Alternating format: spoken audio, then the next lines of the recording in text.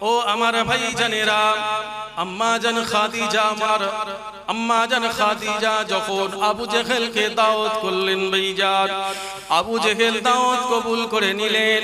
খাদিজা বাড়িতে রান্নার ব্যবস্থা করলেন, সমস্ত মানুষদের জন্য খানা পিনার ব্যবস্থা করলেন। খানা পিনা সব কমপ্লিট হয়ে যায়। আবু জাহাল সঙ্গে সাথীদের সাথে করে নিয়ে খাদিজার বাড়িতে চলে আসে।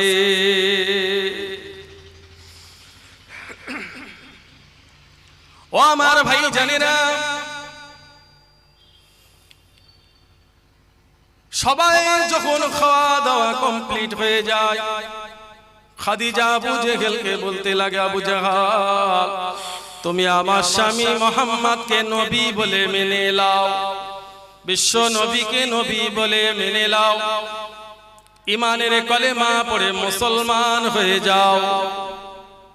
আবু জাহাল বলেছিল, খাদিজা মুহাম্মদ একটা গরীব, যার অর্থ নাই, টাকা নাই, জমি জায়গা সম্পত্তি নাই, একজন গরীব যার বাপ নাই মা নাই, তাকে খাদিজা আমরা কিভাবে নেতা হিসাবে মানব? আমাদের এত অর্থ টাকা পয়সা জমি জায়গা সম্পত্তি আছে, আমরা এত বড় একটা নেতা কিভাবে মুহাম্মদকে নেতা হিসাবে নবী হিসাবে গ্রহণ করব? ও আমার ভাই জানেরা,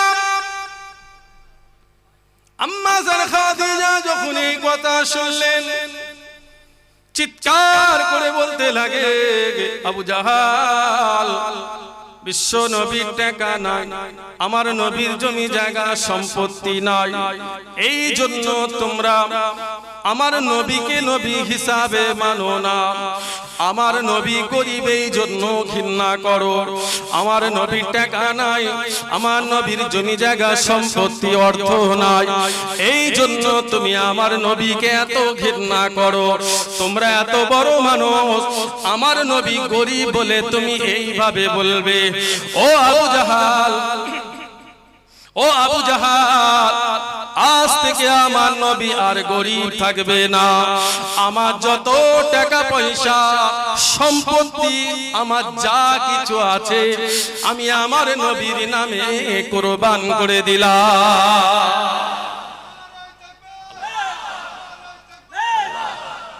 ও যুবকেরা, নবীর উম্মতিরা, আমার ভাইজানেরা, আম্মা জান খাদিজা যখন ইন্তেকাল করলেন, নবী আমার এত কান্না কাঁদতেন, খাদিজাকে নবী আমার ভুলতে পারতেন না, খাদিজাকে রাসূলুল্লাহ ভুলতে পারেন না, কেননা খাদিজা দুঃখের সময়ের সঙ্গী, যেই সময় আমার নবীর কিছু ছিল না, সেই সময় ছিলেন খাদিজা আমার নবীর সাথে। ও আমার ভাই জানেরা, খাদিজাকে নবী আমার ভুলতে পারেননি। আমার খাদিজা আমার নবীকে এত ভালোবাসতেন, নবী আমার যখন হীরা গুহাতে থাকতেন, খাদিজা রাদিয়াল্লাহু তাআলা আনহা আমার নবীর কাছে খানা পৌঁছে দিতেন ভাইজান। নবী আমার যখন জেলে ছিলেন, ইহুদিরা আমার নবীকে যখন জেল বন্দি করে দিয়েছে, খাদিজা আমার নবীর সঙ্গে চলে গেলেন। 3 বছর খাদিজা আমার নবীর সাথে জেলে কাটিয়ে দিলেন। ও আমার ভাইজান, ও নবীর উম্মতেরা, যুবকেরা, আমার ভাইজানেরা, আমার নবীকে খাদিজা এত ভালোবাসতেন ভাইজান, সারা রাত দাঁড়িয়ে থাকতেন, খাদিজা ঘুমাতেন না, কেননা নবী আমার ইসলামের খেদমতে, দ্বীনের খেদমতে বেরিয়ে চলে গেছে। যতক্ষণ পর্যন্ত হাবিবুল্লাহ রাসূলুল্লাহ বাড়িতে না আসে, খাদিজা বিছানায় মাথা দিতেন না। ভোলা কি সম্ভব?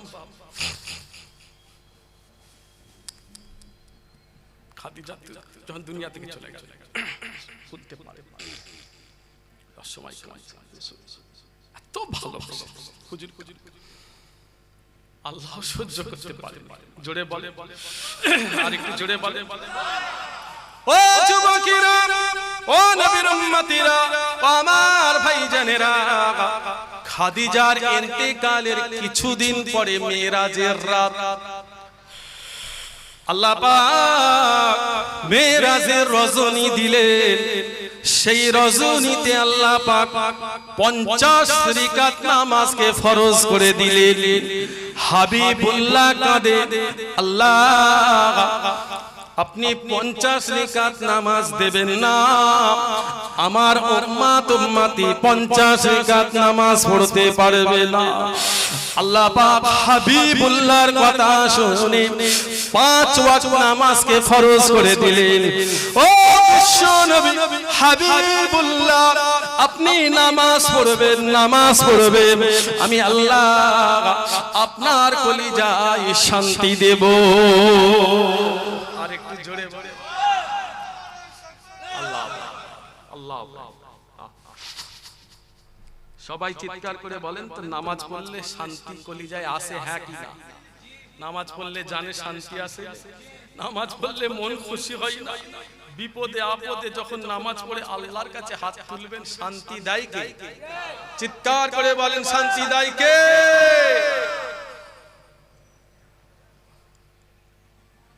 পাঁচ ওয়াক্ত নামাজ ফরজ করবেন আল্লাহ। হাবিব আপনি নামাজ পড়বেন, আমি খাদিজাকে আপনাকে বলিয়ে দেব। আহা, হাবিব আপনি নামাজ পড়বেন, আমি আপনার অন্তরে সবর দেব। হাবিব আপনি নামাজ পড়েন, 5 ওয়াক্ত নামাজ ফরজ করে দিলাম আল্লাহ। ও আমার মা বোনেরা, ও নবীর উম্মতিরা, আমার ভাইজানেরা, আম্মা জান খাদিজার ইন্তেকালে 3 বছর পরে নবী আমার হিজরত করেছেন ভাইজান। হিজরতের 3 বছর পরে আল্লাহ রোজাকে ফরজ করেছে। খাদিজার ইন্তেকালের 3 বছর পরে রোজা ফরজ হয়। হিজরতের 10 বছর পরে আল্লাহ হজকে ফরজ করেছে। খাদিজার ইন্তেকালের পরে ভাইজান যাকাত ফরজ হয়েছে। রোজার মাসে যাকাতকে আল্লাহ ফরজ করেছেন। খাদিজার ইন্তেকালের পরে হজ ফরজ হলো, নামাজ ফরজ হলো। ও আমার ভাইজানেরা, পর্দা ফরজ হলো।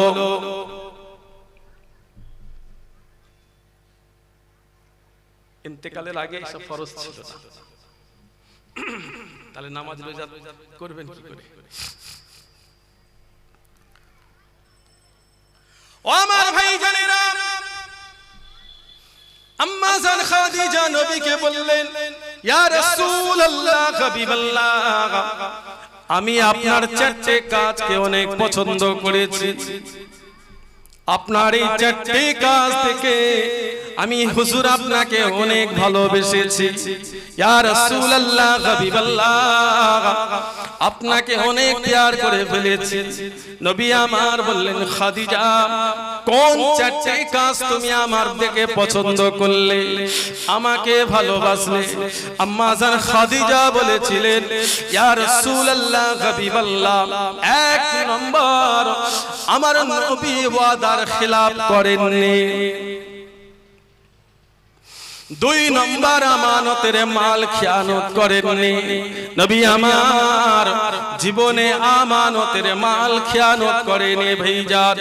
আম্মা জান খাদিজা বললেন, ইয়া রাসূলুল্লাহ, হাবিবাল্লাহ, 3 নম্বর, আমার নবী কোন গরিব মানুষকে কষ্ট দেয় না, কোন বিমারি রোগগ্রস্ত মানুষকে নবী আমার কষ্ট দেয় না। যত গরিব অসহায় আমার নবীর কাছে আসে, যতক্ষণ পর্যন্ত সেই মানুষটা খুশি না হয়, যতক্ষণ পর্যন্ত ওই গরিব মানুষটার মুখে হাসি না ফোটে, ততক্ষণ পর্যন্ত আমার নবী তাকে দূরে ঠেলে দেয় না। ও আমার ভাইজানেরা, আম্মা জান খাদিজা বললেন, ইয়া রাসূলুল্লাহ, হাবিবাল্লাহ, নবী আমার আত্মীয়র সঙ্গে সম্পর্ক বিচ্ছিন্ন করে দেয় নাই। এই 4টে কাজ থেকে আমি খাদিজা আমার নবীকে ভালোবেসেছি। আর একটু জোরে বলে,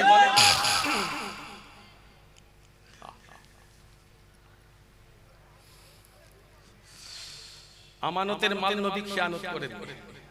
ইহুদিরা আমার নবীকে অনেক ঘৃণা করত, কিন্তু তারা জানতো নবী আল আমিন। জোরে বলে, আর একটু জোরে বলে। টাকা পয়সা নবীর কাছে ছাড়া কারোর কাছে জমা রাখা যাবে না।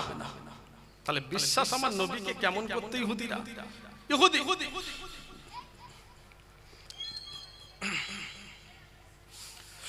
তারা ইহুদি,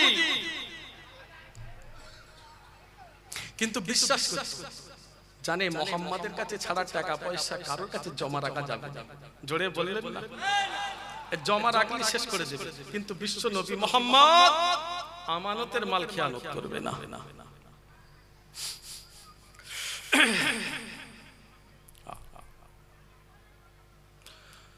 ও যুবকেরা, নবীর উম্মতিরা, জান চলে যাবে, জীবন চলে যাবে, আমানতের মাল খেয়ানত করবেন না। জীবন চলে যাবে, কারোর হক মুসলমান নষ্ট করবেন না। কোন মানুষকে কষ্ট দেবেন না ভাইজান, কোন গরিবকে দুঃখ দেবেন না, কোন গরিবকে দূরে ঠেলে দেবেন না। আল্লাহ আপনার অর্থ দিয়েছে, টাকা পয়সা দিয়েছে, বড় বড় রোগগ্রস্ত মানুষ তার বিপদে সঙ্গী হয়ে যান।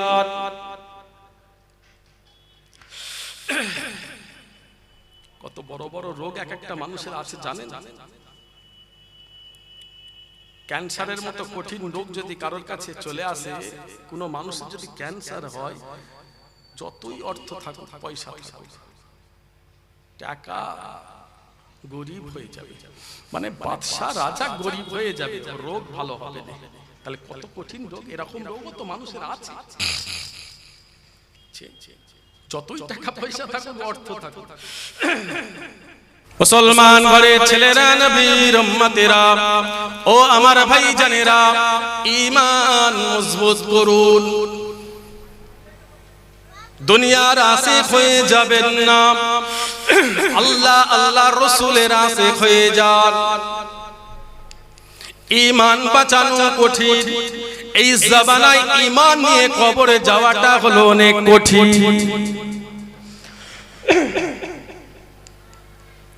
ও যুবকেরা, নবীর উম্মতিরা, নবী আমার ফাতেমার বাড়িতে গেলেন।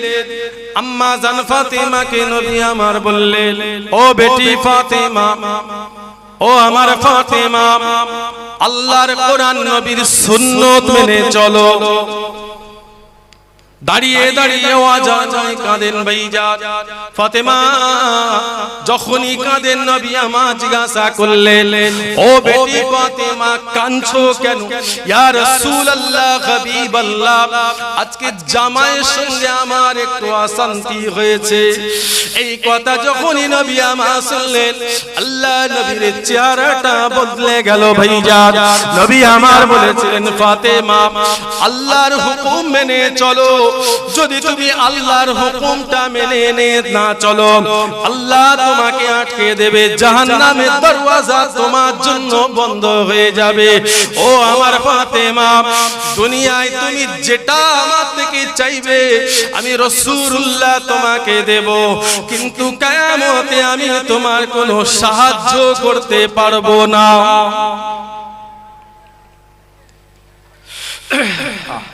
নিজের মেয়েকে শিক্ষা দিচ্ছি। কবরে যখন ফাতেমাকে দেয়া হচ্ছে, একজন সাহাবী বললেন, কবর তোমার পেটে কাকে দেয়া হচ্ছে, এটা কে, আপনার পরিচয় জানো? ইনি হলেন শেরে খুদা আলী বিবি। জোরে বলে, আর একটু জোরে বললেন, আর একটু জান ভরে বললেন। ইনি কে জানো? ইনি হলেন হাসান হোসাইনের আম্মা জান, হযরতে হাসান হযরতে হোসাইনের আম্মা জান। ইনি কে? ইনি হলেন বিশ্ব নবীর বিবি। ও নবীর উম্মতিরা, ও আমার ভাইজানেরা, ফাতেমা নবী আমার বলেছিলেন ফাতেমা আল্লাহর হুকুম মেনে চলো, দুনিয়ায় তুমি আমার থেকে যা সাহায্য চাইবে আমি রাসূলুল্লাহ দিয়ে দেব, কিয়ামতে আমি নবী তোমার কোনো সাহায্য করতে পারবো না।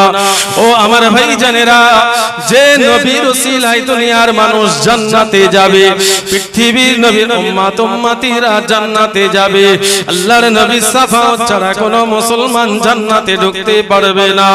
সেই নবী আমার নিজের মেয়েকে বলে কিয়ামতে আমি নবী কোনো সাহায্য করতে পারবো না। ও আমার মা বোনেরা, দুটো কারণে আল্লাহ ফাতেমাকে জান্নাতি করেছে।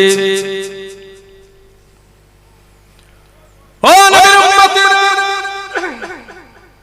ও আমার মা বোনেরা, দুটো কারণে আল্লাহ ফাতেমাকে জান্নাতি করেছেন। যিনি হলেন সাইয়্যিদাতুন নিসা ইয়া আহলাল জান্নাত, যে নারীকে আল্লাহ জান্নাতের নেত্রী করেছে। ভাইজান, দুটো কারণে আল্লাহ ফাতেমাকে জান্নাতি বানিয়েছে। এক নম্বর হলো ফাতেমার জান চলে যাবে, জীবন চলে যাবে, ফাতেমার শরীর থেকে পর্দা সরবে না। আর একটু জোরে বলে, ও আমার মা বোনেরা, ফাতেমার জীবন চলে যাবে, ফাতেমার শরীর থেকে পর্দা সরবে না। পর্দা করা মেয়েদের জন্য ফরজ। এতটাই ফাতেমা পর্দা করেছে ভাইজান, পর্দা আমার রাসূলুল্লাহর মেয়ে এতটাই করেছে, আল্লাহ খুশি হয়ে গিয়ে ফাতেমাকে জান্নাতি বানিয়েছে। দুটো কারণ, এক নম্বর, দুই নম্বর হলো আহারে স্বামীর ঘরে এতটাই কষ্ট ছিল, এতটাই দুঃখ ছিল, ঠিক মতো খাওয়া হতো না, ঠিক মতো চুলো জ্বলতো না, হাসান হোসাইনের মুখে ঠিক মতো আহার তুলে দিতে পারতো না, কেননা গরিবী সংসার, ঠিক মতো চুলো জ্বলতো না। জীবনে কোনোদিন স্বামীর সঙ্গে খারাপ ব্যবহার করেনি, জীবনে স্বামীকে কোনোদিন দুঃখ দেয় না।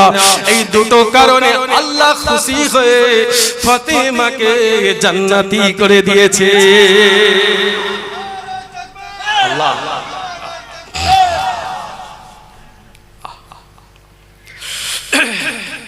কিছু কিছু মেয়েদের লজ্জা বলে না, আমাদের কিছু কিছু মেয়ে ছেলে মা বোন আছে লজ্জা বলে না, শরীরে পর্দা নাই, গায়ে মাথায় বুকে ঠিক মতো কাপড় দেয় না, রাস্তায় ঘুরে, বাজারে ঘুরে, বাড়িতে, কিছু কিছু মেয়েদের লজ্জা বলে আমার মা বোনেরা আল্লাহ পাক পর্দা করাটা ফরজ করেছে। কিছু কিছু মেয়ে ছেলে বোরকা পরে না, ঠিক বলছি না ভুল বলছি? শরীরে চাদর দেয়, বেপরদা। আমাদের কিছু কিছু মা বোন, অন্য ধর্মের কথা আমার বলার দরকার নেই, আমার মুসলমান মা বোনদের কথা বলছি। অন্য ধর্মের কথা বলতে গেলে আপনি রাত 11টার পরে 12টার পরে রাজারহাটে নিউ টাউনে জানেন, রাত 11টার পরে 12টার পরে খবরদার যাবেন, আমার যুবক ভাইদের অনুরোধ করছি, খবরদার যাবেন, রাত 11টার পরে একদম রাস্তায় যাবেন, বাজারে যাবেন, রাজারহাট নিউ টাউন এই সমস্ত খারাপ জায়গায় যাবে। আমি পীরের আওলাদ তোমাদের একদম নিষেধ করে দিয়েছি, ঈমান বাঁচানো কঠিন হয়ে যাবে। এসব লাইনে হোটেলগুলো, সব রাস্তায়, সব যে অফিস টফিস গুলো হয়েছে রাতের বেলা, যেভাবে সব মেয়েরা ঘুরে, ঈমান বাঁচানো যাবে না। ঠিক বলছি না ভুল বলছি? ওরা যা পারে করুক, আমার মুসলমান মা বোনেদের কথা বলছি।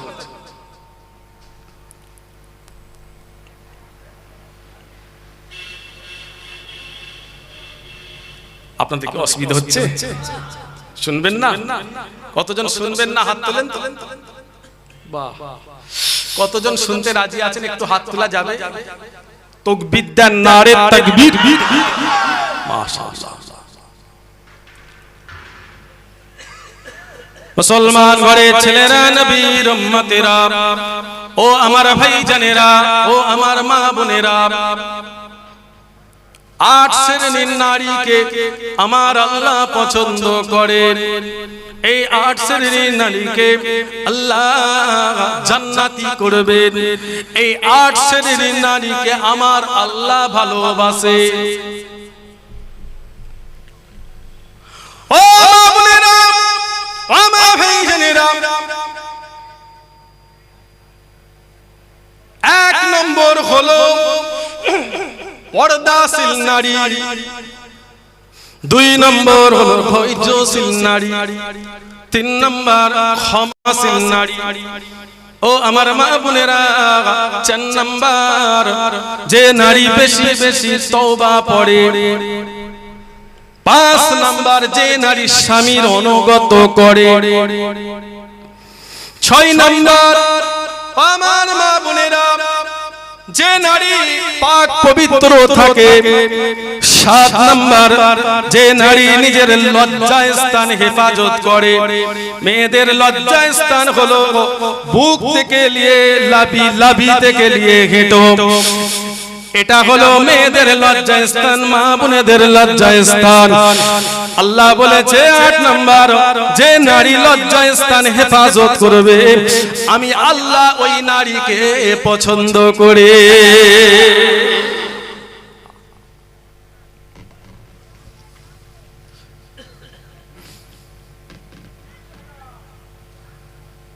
মেয়েরা বেশি বেশি দেখবেন পরের চর্চা লেখে, পরের চর্চা পর্দা করে না। কিছু কিছু নাপাক থাক, ঠিক বলছি না ভুল বলছি? চুলো জ্বালাচ্ছে, রান্না করছে না, বলে শ্বশুর আছে, শাশুড়ি আছে, ননদ আছে, ভাসুর আছে, সকালবেলা ফরজ গোসল করতে যাব, লজ্জা লাগে না? আরে খেপি, আল্লাহর হুকুম অমান্য করে ফেলেছো। আল্লাহ হুকুম দিয়েছে, তুমি রিলেশনে এসেছো, আল্লাহর হুকুম তুমি পালন করেছো, আল্লাহর হুকুমে তুমি সম্পর্ক করেছো, এটা আল্লাহর হুকুমে। তুমি আল্লাহর হুকুম ফরজ গোসল করবে, লজ্জা নাই, তুমি লজ্জা করতে কি জাহান্নামে চলে যাবে।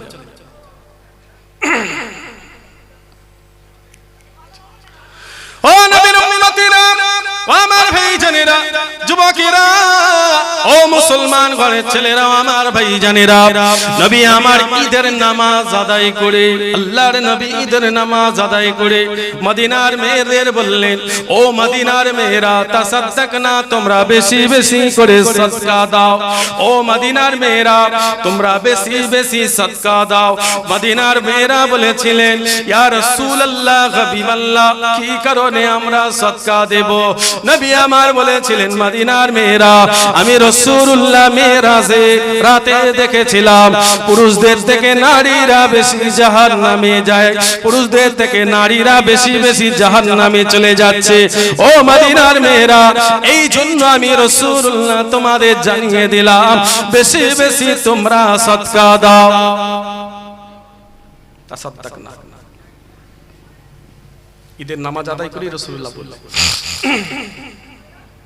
তোমরা বেশি বেশি সদকা দাও, মদিনার মেয়ে তোমরা বেশি জাহান্নামে যাচ্ছ।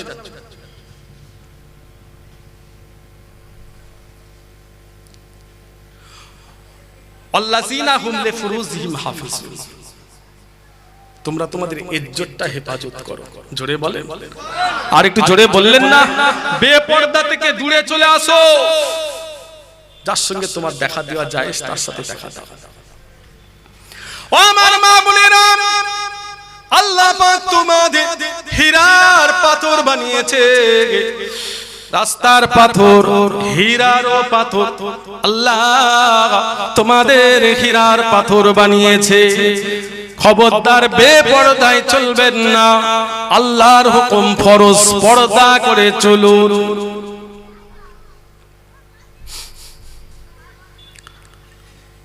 কঠিন সভা। ছেলেরা নামাজ পড়তে পারেনি, গুনাহ হচ্ছে, ভুল হচ্ছে, আল্লাহ মাফ করে দেন। ভুল হয়, কাজের মানুষ, ব্যস্ত মানুষ, কোথায় বাসে আছে, কোথায় ট্রেনে আছে, কোথায় অফিসে আছে, কোথায় দোকানে আছে। দশ রকম মানুষের সঙ্গে চলাফেরা করছে, গায়ে গা ঠেকছে, হয়তো কাপড়টা নাপাক আছে, মনে মনে সন্দেহ হচ্ছে কি করে নামাজটা পড়বো। আল্লাহ দেখছেন, সবই মাফ করে দেবেন আল্লাহ। কিন্তু বাড়িতে মেয়েরা নামাজ পড়েনি কেন? ঠিক বলছি না ভুল বলছি? নামাজ পড়ে না, ফরজ নামাজ। দুরূদ শরীফ আল্লাহুম্মা সাল্লি আলা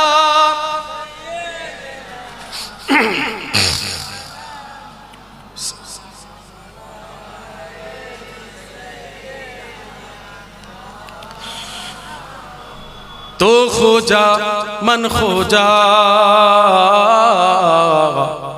तो खोजा मन खोजा, तो खोजा मन खोजा, तो खोजा मन खोजा, तो खोजा मन खोजा, तो खोजा मन खोजा।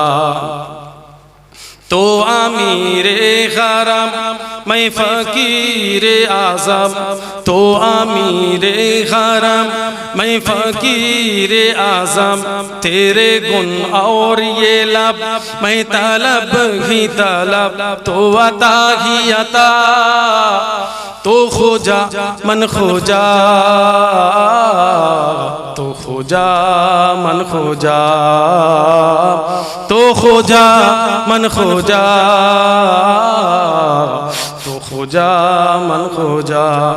इल्हाम है जामा तेरा, कुरान इमामा है तेरा, इल्हाम है जामा तेरा, कुरान इमामा है तेरा, मिंबर तेरा अरसे परी, मिंबर तेरा अरसे परी, या रहमतल लिल आलमीन, तो खोजा मन खोजा,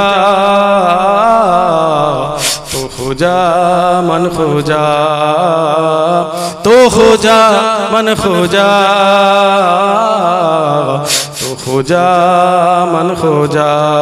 अल्लाहुम्मा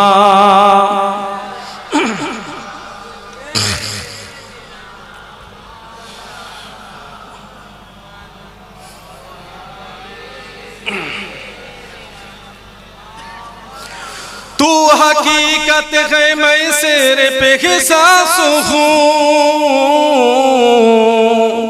तू हकीकत है मैं सिर पे एहसास हूँ, तो समंदर में बिठे हुए मैं प्यासा हूँ, तो समंदर में बिठे हुए मैं प्यासा हूँ, तेरा घर खाके पर और तेरी रह गुजर, तेरा घर खाके पर और तेरी रह गुजर, सिदरातुल मुंतहा, तो खोजा मन खोजा,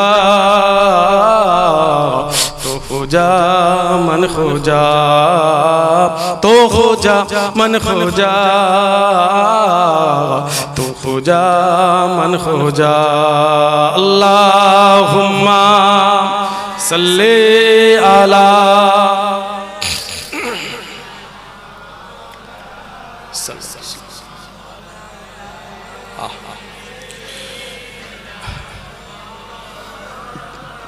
तकबीर देन नारे तकबीर। আলহামদুলিল্লাহ এত মানুষ, আরেকটু জোরে ঝেড়ে তকবীর দেন নারে তকবীর। আল্লাহ কবুল করে, সকলে বলেন আমিন। আমাদের ভাই মহিউদ্দিন সাহেব ওনার বাড়ি ছাদের উপরে জলসাটা দিয়েছেন, আপনারা সবাই খুশি তো? আলহামদুলিল্লাহ। সমস্ত দুনিয়ার যত মুমিন মুসলমান কবরে চলে গেছেন, সবাই রিসালে সওয়াব, আমাদের নবী রিসালে সওয়াব, সাহাবা হযরত রিসালে সওয়াব, আমাদের সকলের আব্বা জান আম্মা জানদের রিসালে সওয়াব। ঠিক ঠিক। ভাইয়ের সাথে আমার অনেক দিনের সম্পর্ক, বহুত দিনের সম্পর্ক। আমি কয়েকবার একাধিক ভাইয়ের বাড়িতে আসতে আসতে ভাঙাচোরা বাড়ি দেখে ভাইকে সবসময় আমি বলতাম যে একটু বাড়ি ভাড়ি করেন। এই ঘর ভেঙে পড়ে যাচ্ছে কেন? ভাবিজানকে এত কষ্ট দিচ্ছে। মাশাআল্লাহ, আলহামদুলিল্লাহ, আল্লাহ করিয়েছে, দেখে খুব ভালো লাগছে। মাশাআল্লাহ, বিরাট বাড়ি করেছে। অনেকবার গিয়ে আমার কাছে চোখের পানিও ফেলেছে। খবরদার, সবর, যা কিছু সাহায্য আল্লাহ থেকে চাই। মুসলমান সাহায্য চাইবে কার থেকে? চিৎকার করে বলেন, কার থেকে? আল্লাহ। সব আল্লাহ হেফাজত করবে। যত হিংসা করবে তত আপনার আল্লাহ সম্মান দেবেন। খবরদার বলতাম, হাসবেন, তার কাছে সালাম দেবেন, বুকে বুকে জড়িয়ে ধরবেন। খবরদার খারাপ কিছু ব্যবহার করবেন না। হিংসা আল্লাহ ইজ্জত দেবে, আল্লাহ সম্মান, আল্লাহ সব কিছু থেকে হেফাজত করবে। দোয়া সকলের, আপনাদের সবাই অনেক মেহনত করেছে, অনেক কষ্ট, কিচ্ছু ছিল না, অনেক কষ্ট। ওনার ছেলেরা, আমাদের ভাতিজারা অনেক কষ্ট করেছে। দেখলে তো বললে হবে না যে এত বড় ঢালাই দিয়েছে, এত, আরে ভাই জানটা কুরবান করে দিয়েছে। কোথায় কোথায় চলে যেত, কোথায় কোথায় গাড়ি ভাড়া সব, রাত জাগা কত কষ্ট বলেন তো, রাত্রিরে সফর করা, গাড়িতে ঘোড়াতে কত সফর করা কষ্ট। মেহনত করেছে, আল্লাহ ফল দিয়েছে। আপনিও করেন, আমিও করি, আল্লাহ আমাদেরও দেবে। বলেন আলহামদুলিল্লাহ, বলেন আলহামদুলিল্লাহ। আল্লাহ থেকে সাহায্য চাইবেন, আল্লাহর কাছে কাঁদবেন, আল্লাহকে বলবেন। আমরা মুসলমান যা কিছু আল্লাহকে বলি, আমরা সাহায্য আল্লাহ থেকে চাই। দেখুন আল্লাহ আমাদের নাই, আল্লাহ মুসলমানের দিকে তাকাই না, আল্লাহ আমাদের কথা শোনেন। আল্লাহকে আমরা ভুলে গেছি, কিন্তু আল্লাহ আমাদের ভুলে। জোরে বলে, কি বিপদে ফেলার ষড়যন্ত্র বলুন তো, মুসলমানদের কি বিপদে ফেলার ষড়যন্ত্র।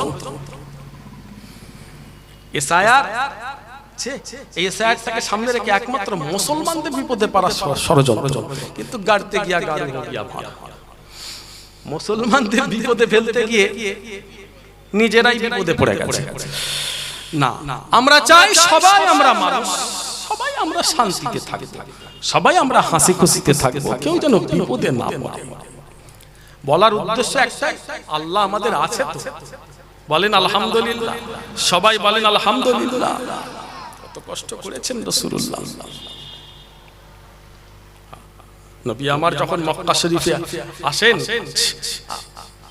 জাহেলিয়াতের জমানা, সময়টা ছিল জাহেলিয়াত, অন্ধকার। কেমন জমানা, কেমন কঠিন।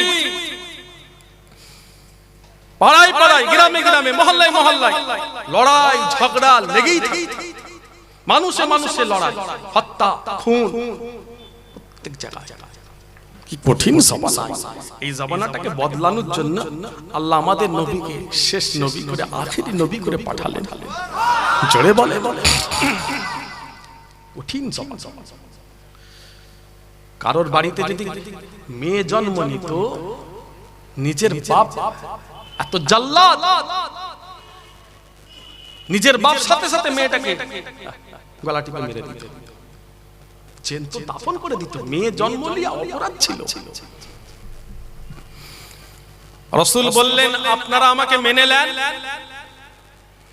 রাসূলুল্লাহ বললেন, আরবের মানুষ তোমরা আমাকে মেনে নাও, আমি নারী হত্যা বন্ধ করে দেব, ঝগড়া লড়াই ফ্যাসাদ যুদ্ধ বন্ধ করব, মানুষে মানুষে ভাগ বন্ধ করে দেব, নিচু জাতের মানুষ উঁচু জাতের মানুষ সকলের সমান ইনসাফ অধিকার ইজ্জত ফিরিয়ে দেব। গরিব বড় লোক বলে কোনো কথা না, নিচু জাত উপর জাত বলে কোনো কথা না, প্রত্যেকটা মানুষকে আমি এক কাতারে দাঁড় করাবো। আর একটু জোরে হলো। আপনাদের মেয়ে দুনিয়ায় আগে এসেছে কার? হাত তোলেন তো। মেয়ে দুনিয়ায় এসেছে, জন্ম মেয়ে জন্ম হয়েছে কার আগে? হাত তোলেন। মাশাআল্লাহ, হাত না বানা। রাসূল বললেন, যার বাড়িতে ফার্স্টে মেয়ে আসবে, আল্লাহর রহমত ওই বাড়িতে নাজেল হবে। একটা মেয়ে পয়দা দিলে একটা জান্নাত পাবে। জোরে বললেন। আর একটু জান ভরে হলো না, নবী ইজ্জত ফিরিয়ে দিলেন। যার বাড়িতে দুটো মেয়ে দুটো জান্নাত, তিনটে মেয়ে তিনটে জান্নাত। নবী কি বলেছে যে ছেলে হলে ছেলে পয়দা করলে জান্নাত পাবে? বলেছে। রাসূল বললেন একটা দুটো তিনটে সাতটা মেয়ে হলে সাতটা জান্নাতের মালিক। জোরে বলে।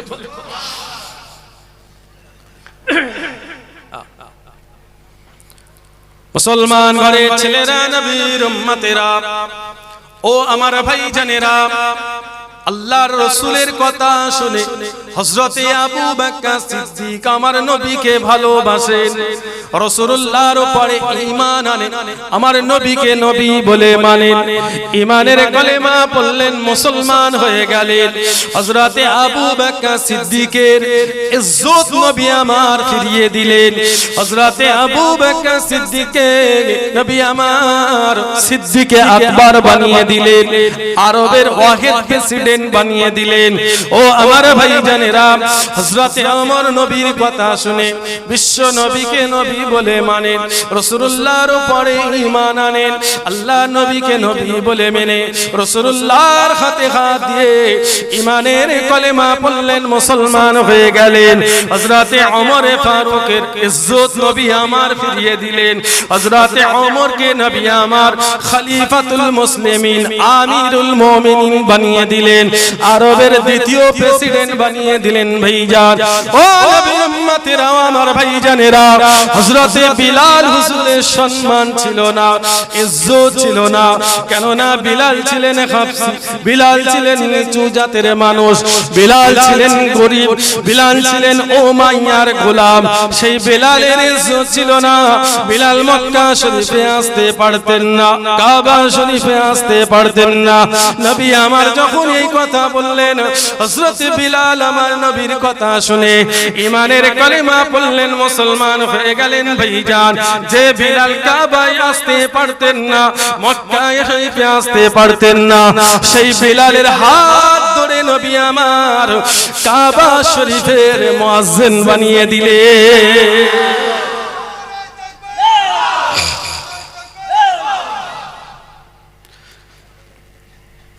बिलाले तुझ पर निसार जाऊं, बिलाल तुझ पर निसार जाऊं, के खुद नबी ने तुझे खरीदा, के खुद नबी ने तुझे खरीदा। नसीब हो तो नसीब जैसा, नसीब हो तो नसीब ऐसा, गुलाम हो तो बिलाल जैसा, गुलाम हो तो बिलाल जैसा। गुलामेर मतो गुलाम, गुलामेर मतो गुलाम হয়ে গেল। উমাইয়া থেকে রাসূল আজাদ করলেন। রাসূল বললেন, ঈমানের কলেমা পড়ো, আমি রাসূল গরীবের ইজ্জত সম্মান ফিরিয়ে দেব। জোরে বল, আর একটু জোরে বললেন।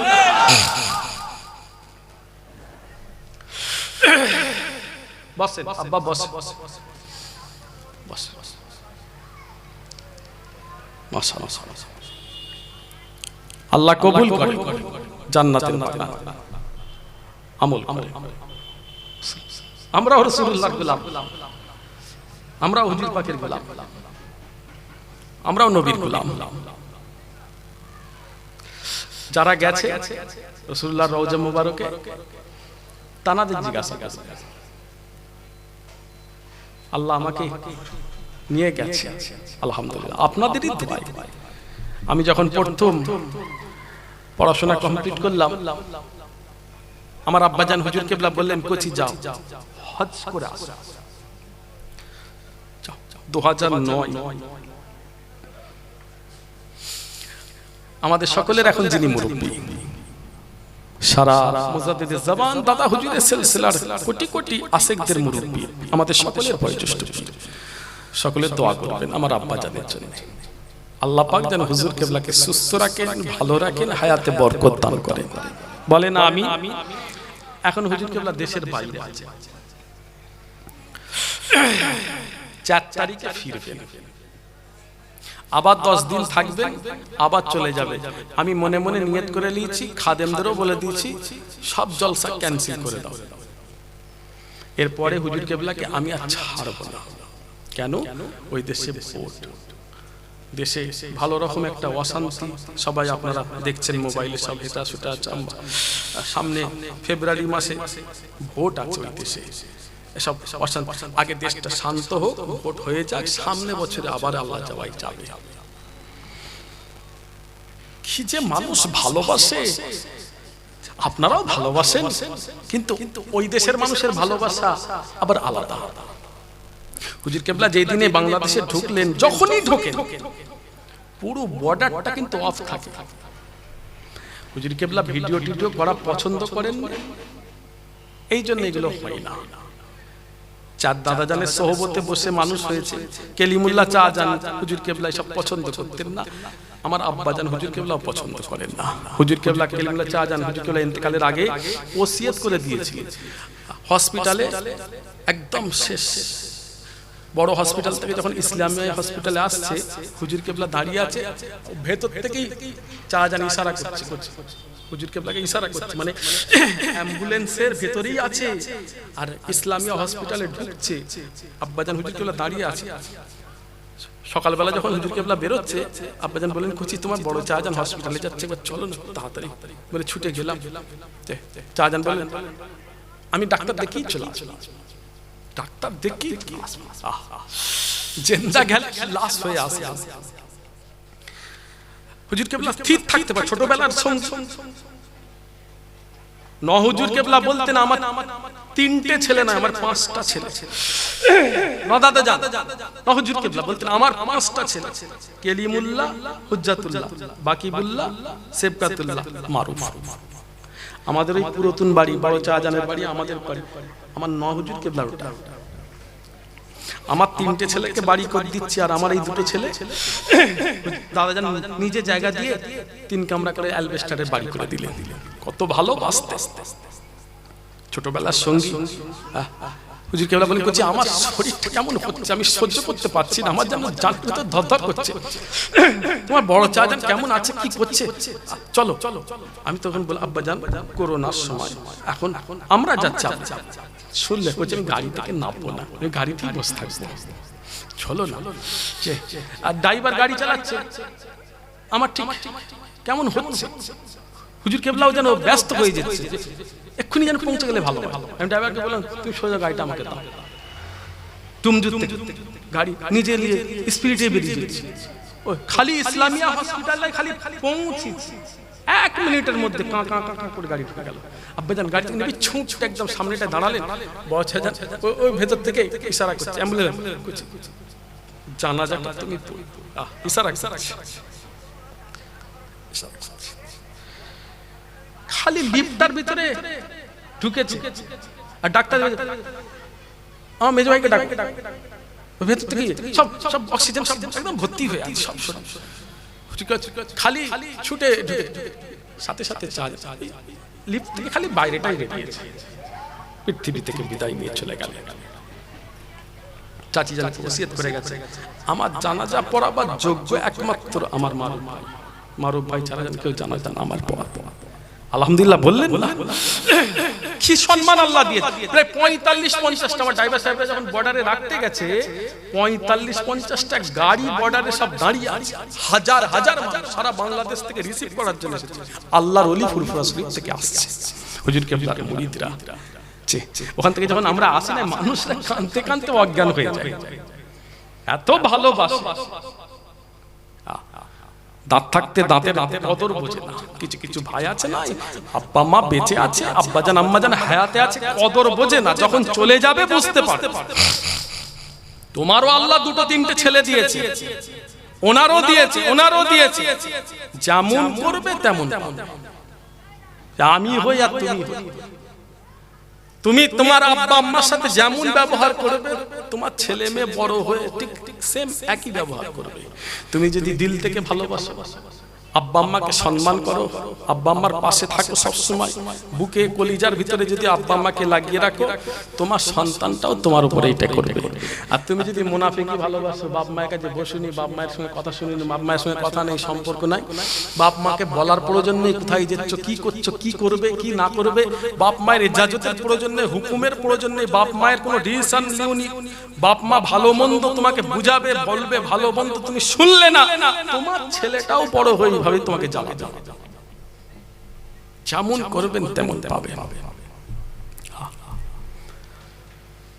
ভালোবাসবে, বাপ মাকে ভালোবাসবে। দাঁত আছে, আমার আম্মা জান চলে গেছে, হাড়ে হাড়ে টের পাচ্ছি পৃথিবী থেকে মা চলে যাওয়া কি জ্বালা। যার গেছে জিজ্ঞাসা করবেন, জান্নাত চলে গেছে, জান্নাত আমার একটা চলে গেছে। আপনাদের আছে, ভালোবাসবেন, কথা শুনবেন, ইজ্জত করবেন, বাপ মায়ের পাশে থাকবে। বলেন ইনশাআল্লাহ, সবাই বলেন ইনশাআল্লাহ। আল্লাহ কবুল করেন, সকলে বলেন আমিন। বলুন আল্লাহু আকবার, দরুদ শরীফ। আল্লাহুম্মা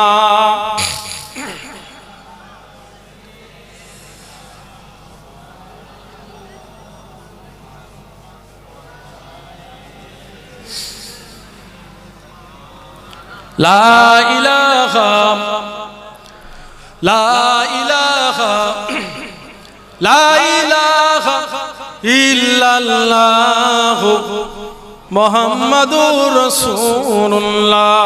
লা ইলাহা লা ইলাহা ইল্লাল্লাহ মুহাম্মাদুর রাসূলুল্লাহ।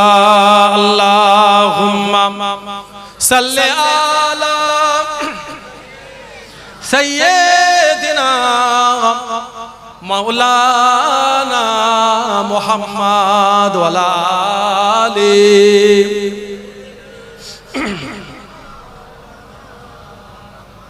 মাশাআল্লাহ, আল্লাহ কবুল করেন, সকলে বলেন আমিন। আমি আর আপনাদের বেশি কষ্ট দেব না, রাত অনেক হয়ে গেছে, খাওয়া দাওয়ারও ব্যাপার আছে। ভাই আপনাদের সব খাওয়াবে, তাবারক হয়েছে, মাশাআল্লাহ। আসেন।